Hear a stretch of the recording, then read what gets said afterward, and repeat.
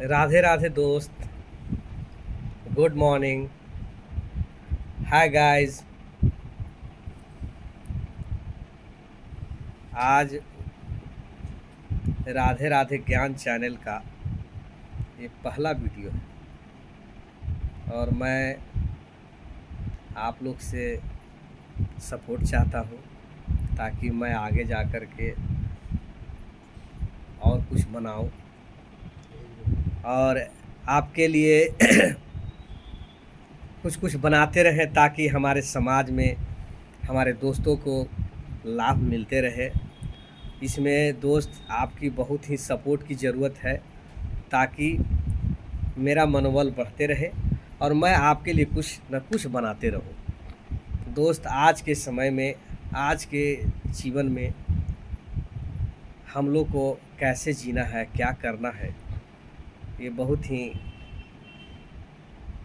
समस्या बना हुआ रहता है सभी के साथ। लगता है क्या करें, कैसे करें। लेकिन मैं एक अनुभव आपको बताना चाहता हूँ दोस्त, मैं अपने विचार बताना चाहता हूँ कि मैं कुछ दिन पहले एक ग्रामीण क्षेत्र में गया हुआ था। लेकिन वहाँ की स्थिति जो देखे हम, बहुत ही हमें दयनीय लगा। दयनीय इसलिए लगा कि कुछ ऐसी बीमारी है दोस्त जो हमारे जीवन में संकट का रूप ले लेता है और सारा जीवन जो है अस्त व्यस्त कर देता है। परिवार जो है उसके चलते बहुत सारे परेशान होना शुरू हो जाते हैं। तो हमें ऐसा लगा कि हमें जानकारी के अभाव में ये जो बीमारी है बहुत ही तीव्र गति से बढ़ रही है। ये बीमारी है दोस्त ट्यूबरकुलोसिस जिसको कहते हैं। एक संक्रामक बीमारी है और बहुत ही तीव्र गति से ये फैलता है। चूँकि ये जो बीमारी है फेफड़े से होता है और जब भी कोई व्यक्ति खांसता है तो उससे जो निकलने वाली बैक्टीरिया होती है वो हवा में घुल जाती है और जो व्यक्ति उसके नज़दीक में होते हैं वो सांस लेते हैं तो वो हवा में सांस के दरमियान उनके जो है नाक द्वारा छाती में चला जाता है, फेफड़े में चला जाता है और वो भी जो है इससे ग्रसित हो जाते हैं। तो इसका कारण एक और है भाई, इसका कारण एक और है कि लोग जागरूक नहीं हैं, उनके जानकारी का अभाव है कि हमें किस तरह से रहना है या क्या करना है या कैसा इसका लक्षण होता है या क्या इसको कराना चाहिए जिससे हमें पता चल जाए ये बीमारी क्या है। क्योंकि जब तक लोगों को जानकारी होता है तब तक बहुत देर हो जाती है। क्योंकि डॉक्टर के पास जाने के पास डॉक्टर साहब कहते हैं कि आपको बहुत पहले आना चाहिए था, लेकिन आपने बहुत देर कर दी। इसका कारण ये है सर, इसका कारण मेरे दोस्त यही है कि हमें जानकारी नहीं है। मैं कुछ ऐसे लक्षण बताना चाहता हूँ जिससे आपको खुद पता चल जाएगा कि इस व्यक्ति को बीमारी है या नहीं है, या ऐसा लक्षण लग रहा है तो इसे जांच कराने की ज़रूरत है। क्या मेरा कहना सही है या नहीं?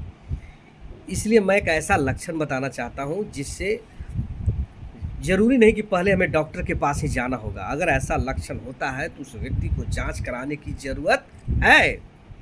वो लक्षण है मेरे दोस्त, सबसे पहला लक्षण है उस आदमी को भूख नहीं लगना, वजन घट जाना, छाती में दर्द रहना, मुंह से खून आना, शाम के शाम बुखार लग जाना और थकावट महसूस करना।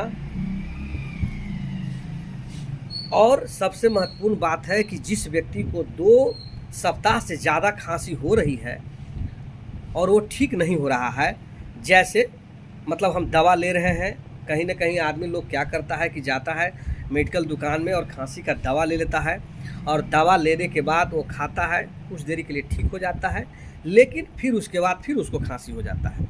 अगर ऐसी प्रक्रिया लगातार हो रही है तो उस व्यक्ति को जांच कराने की ज़रूरत है। जांच में दोस्त क्या कराना है? बलगम टेस्ट, स्पुटम टेस्ट। वो जो होता है हमारे सरकारी सदर हॉस्पिटल में, आपके नज़दीक जो भी सरकारी हॉस्पिटल होगा वहाँ बिल्कुल ही मुफ्त जांच करने की सुविधा दी गई है। ये सरकार द्वारा बनाया गया है कि वहाँ आप जाते हैं तो आपको बलगम टेस्ट की कोई भी फ़ी नहीं लिया जाता है, बिल्कुल मुफ्त जांच किया जाता है। और